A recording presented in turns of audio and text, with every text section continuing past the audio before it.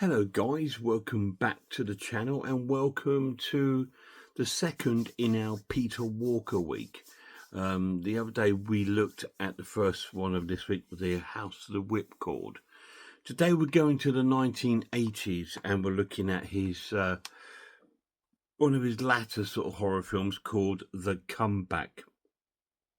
Also released here on this 88 film new sort of release. It's been out like just over I think it came out last year.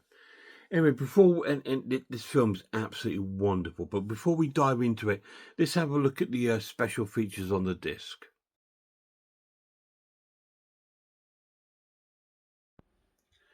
Right, first of all, let's just have a look at the special features on The Comeback. Now, this is the main screen.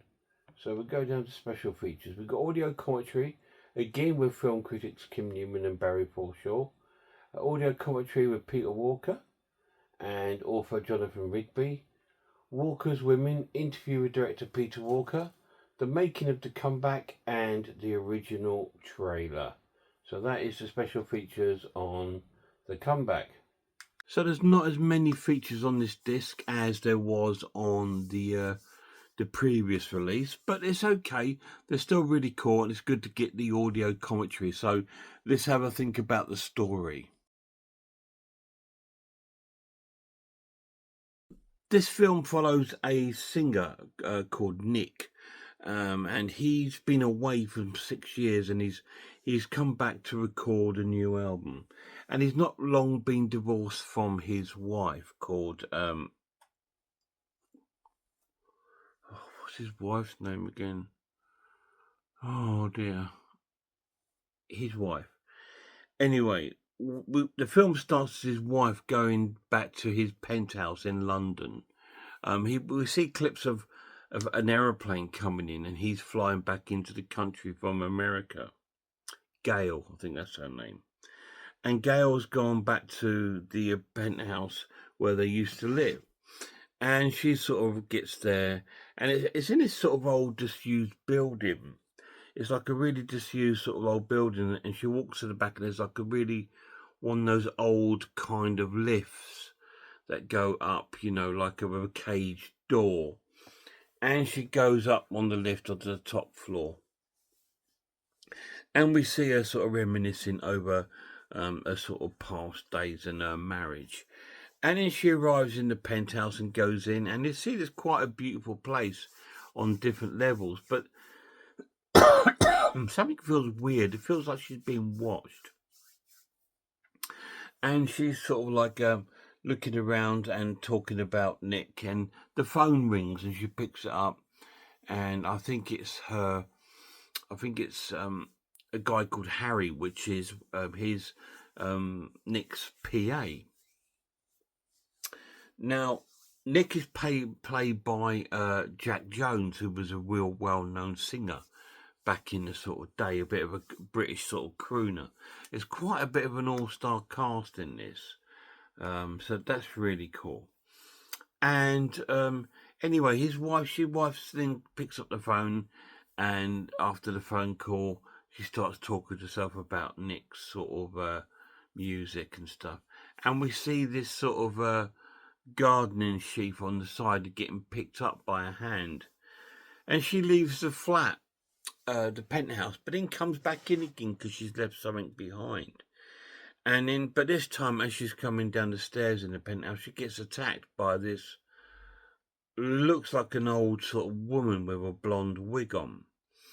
And it attacks her brutally on the stairs with this garden sort of sheaf, and it sort of like cuts her face and cuts her hand off, cuts her arm, cuts her throat, and she lays dead on the stairs. A very gory sort of start to the film. And then we get like the sort of like the title screens, The Comeback and things like this. And then we jump to the airport where Nick's arrived from America, and he's met by his new record label sort of secretary, played by Pamela Anderson, who is from the comedy TV show Not the 9 O'Clock News, and I think the ex-wife of Billy Connolly. Anyway, she meets him, and she looks beautiful in this. And she sort of takes him to the offices of like the record company, where we meet like the manager, and he's played by a famous American actor. I cannot remember. All that I remember, he plays a character in an American show called Bosley. That's all I remember. And he's like the manager, and he's talking to him about this old mansion, this old house. He's set it up for him to record his new album there. He thought it'd be away from everything to give him a chance to think and concentrate on the album, because it's been 6 years since he's recorded or made this any album. So he goes off to this in his 1980s sort of James Bond style car. Although this is a 1980s film, it really feels like a 70s film. It's got that feel about it. And he arrives at this mansion, which is run by a gardener and sort of like a housemaid. Now, the housemaid, they're called Mr. and Mrs. B. Mrs. B is played by Sheila Keith, who you may remember from House of the Whipcord. She's so distinctive, you can't miss her. She's fantastic. And the gardener, Mr. B, is played by a legend, no other than Bill Owen, who you may know as Compo from Last of the Summer Wine. He plays the gardener. And they make Nick very welcoming to the house, tell him what big music fans they are of his, and all this. And Nick at this time is getting very close to the Pamela Anderson character, and they're starting to sort of like get romantically close. And but while Nick's sort of settling into this this place, it's almost, you feel like he's a bit confused, because he starts hearing noises and screams and crying coming from this old house. So sometimes during the night you will see him on different nights searching through the house for this noise. And he goes out for dinner one evening with Pamela Anderson. Pamela Stevenson. Not Pamela Anderson, guys, Pamela Stevenson. Please forgive me. And they go out for a meal. And Harry turns up, his PA. And he wants to go back to the penthouse because he's worried that his ex-wife is going to go there, Gail, and steal like lots of his valuable paintings and jewelry. Anyway, so Harry and Pamela Stevenson go off to the old flat, the old penthouse, but he's gone with the wrong keys. But there's something wrong. There's all flies coming out of the letterbox and things like this, and out of the keyhole. And they notice some sort of smell, because Gail's body is still in there. She was the one that's killed, but it's still in there. But they got the wrong key, so they go away, and that's the end of that. And back at the house, Nick is still experiencing all these sort of visions. Even one night he opens his door and he sees like this sort of skeletal sort of corpse in a wheelchair with all maggots hanging off him. And he screams, and nobody's believing him. They all think he's sort of like being delusional. And he gets whisked off to hospital to be investigated, to see if he's okay. And they just think he's a bit under a lot of pressure, and they give him medication, and off he goes. Harry returns back to the flat with the right keys, and he discovers the body of Gail still laying on this stairs, but it's all cut open with maggots eating her eyeballs and stuff. It's very grotesque. And he leaves the flat straight away and goes down the lift. And as he gets down the bottom of the lift, our killer is there again. And he gets killed. Harry gets killed stabbed multiple times by this killer. So we've got now multiple murders. But there seems to be this sort of strange thing going on at the house, where Jack can sort of sense things going on, but he doesn't know what's happening. Pamela Stevenson goes missing. She just suddenly disappears out of the film. And all these sort of crazy things are going on. And Nick knows there's something wrong, but no one believes him. and so he tries to sort of sort it out himself. And I'm not going to tell you anymore. I want the plot to unfold for you to enjoy the rest of the film. So let's have a think about the characters. Now, the characters in this film are all wonderful. They all have an important role to play in this film. Obviously, Nick, played by Jack Jones, he's really important. He's the main character, and he's playing like this nervous sort of singer who is just, after 6 years, is coming back to make a new album, but he's very sort of anxious about it, and thinks that the music industry has moved on too fast for him, and he may not be successful. So he's in a nervous position, but his character is wonderful. Pamela Stephenson plays an amazing part as his love interest. I can't say a lot about his ex-wife Gail because she comes to her end quite near the end. Now, Mr. and Mrs. B are wonderful. They are like the real core of this film, and they are so cool. Mrs. B, played by Sheila Keith, is so terrifying but yet humorously funny at the same time. She's absolutely wonderful. She overacts sometimes, which is fantastic. And to see Bill Owen playing in a horror film, um, it's absolutely wonderful too. And he's got minimal lines, and he's quite wide-eyed a lot of the film, but he's very sort of odd. He's an oddball sort of character, but he's very, very cool and brings a lot of sort of like character to this film.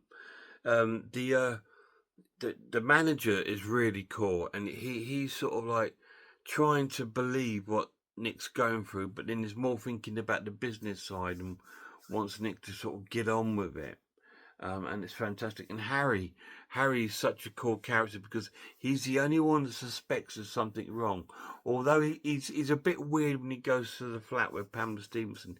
He sort of semi tries it on with her on the lift, but it's a no go. But anyway, it's a really cool characters, and we meet some other wonderful characters throughout the film, which bring their own sort of personality to the film. We meet the doctor who's treating Nick, and he's absolutely fantastic too. And they're all believable. It's really, really well acted. It's such a cool film. So I'm going to give you my final verdict. This is such a cool film. It's an amazing watch. I'm going to score it a 9 out of 10. I enjoyed it that much. But I'll give you guys a little warning. It is a very slow burn. Like, it starts off almost like an Italian sort of giallo sort of film, really. And we get this first kill, and it's very gory and it's very full on. And then the film sort of plays out very slow pace, right? It's more getting to know the characters and getting to know Nick's situation and the build up of the relationship between him and Pamela Stephenson, and visits by these wonderful characters and getting to know Mr. and Mrs. B, the housekeepers. But there are kills that are splattered in between that, and a few sort of spooky moments where Nick's going around the house looking for this crying noise and things like this. It's a wonderful film as it unfolds. It's a sort of signs of madness, signs of delusion or trickery, or is it sort of like a revenge movie? It sort of plays out who's got it in for Nick, and it's just absolutely wonderful. I love the whole film. The pluses of the edition, it looks wonderful on Blu-ray. So glad I've got it. There's a little bit of blurriness now and again, but most of the time the picture quality is spot on. It's great sounds in the film. It plays out really well with the sounds of the crying, the screams, and the noises in the house are fantastic, and they're quite amplified up, footsteps and things like that, which I like. And it's got quite a nice sort of like soundtrack to it, which is awesome. And I've told you the acting's really good. There is some gore scenes and it's really good. So I do recommend it. It's a really cool Peter Walker film. The Comeback, 9 out of 10. Any of you guys seen it? If you have, let me know down below what you think of it. It's an extraordinarily wonderful film, and I loved House of the Whipcord, but I actually preferred this one more. It's probably one of the people's not go to Pete Walker films, but I really liked it. I like the slow pacing of it. We get to see clips of London.